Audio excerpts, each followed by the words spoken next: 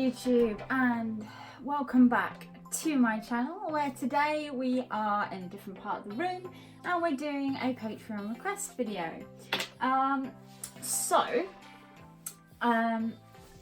The premises of this video, I have been writing a book that I have mentioned if you've been watching my Wine and Whips for a while now. It's on its third iteration, and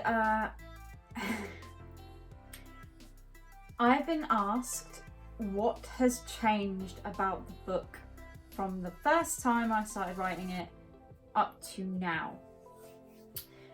And a lot has changed. Literally, there are only two pieces of information that are 100% from the first draft that are in the third draft. Actually, there's three. Tell a lie. Three, sorry. First one is that Evelyn is one half of a twin pairing. Unfortunately, her brother and her father are dead.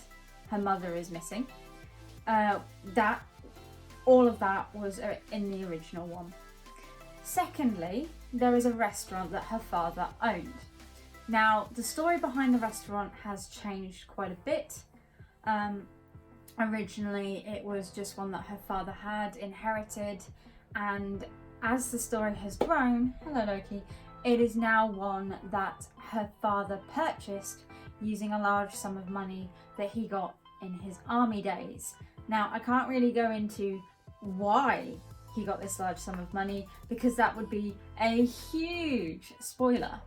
But the restaurant is owned by Evelyn because her father bought it and she inherited it off him,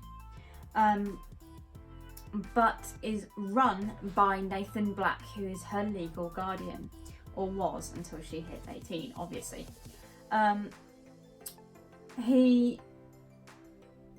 Sorry, not that end there. The third and final piece of information is the bad guy. His name, or its name, is Janos, and he has been in it since the beginning in the same iteration. Though he does, I keep saying he, it depends what personality is currently in effect, but it has changed what it does throughout the story, the first, second and third iteration. However, he is still in it. Originally, there was not going to be so much to do with the vampires in the book. Basically, I have a very different view on vampires, werewolves and fae in my book series, or in the world of my book. The fae are creatures of mixed race that have become their own race. They are a race of what is called the Kruznik and the demons. Though that's just their name in European. In Japanese, they would be known as kami, bad spirits, but they're not necessarily bad. I can't remember. I did have a list, and I have not got that list right now. So the breeding of the fae and the demons together, no, the Kruzniks and the humans, Kruznik and the demons created the fae created vampires and werewolves. Werewolves were given the ability to actively create themselves, as they were foot soldiers for the fae, and the fae didn't care how many of them died, but vampires can only be created by a fae. And there is a reason behind this. The vampires do not know what it is, which is hence where Janos comes in. And is the entire reason for this entire escapade happening. If they hadn't created Janos, Janos would not have attacked Evelyn. Evelyn would not have died and been brought back in the way she is now, and she would not have had to solve her murder, which, yes, it's mostly boils down to everything is the fae's fault in some way.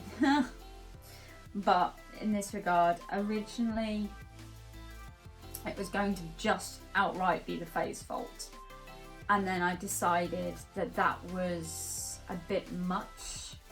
I needed a much more grounded thing, because why would the Fae create a random... They've got two... I hate using the word, but it's true. Slave races, why would they need a third? And the answer is they don't.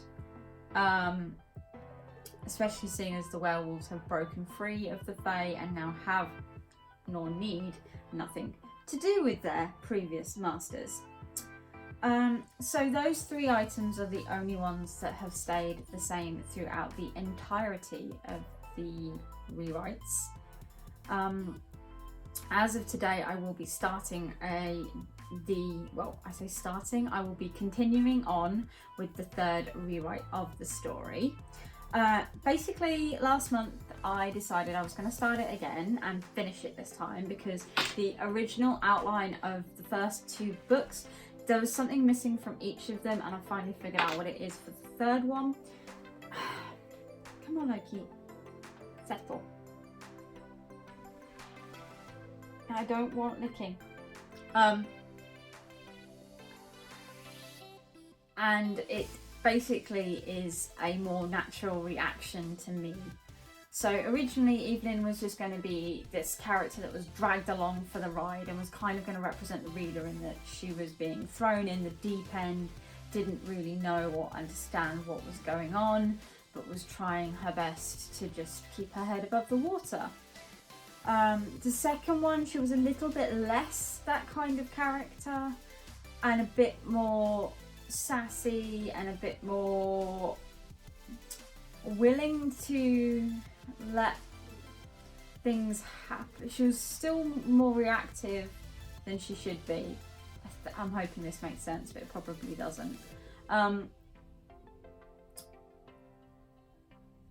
Yeah, basically, the first one was really short and just involved her being kidnapped by vampires and dragged around quite a bit. Second one, she still gets kidnapped by vampires, but it didn't quite make sense why she got kidnapped or how she got kidnapped and all that kind of stuff. So the 3rd one, I have rectified that. So, come on, stop. So that is where that is going. If you chew on my finger, I'm going to put you on the floor.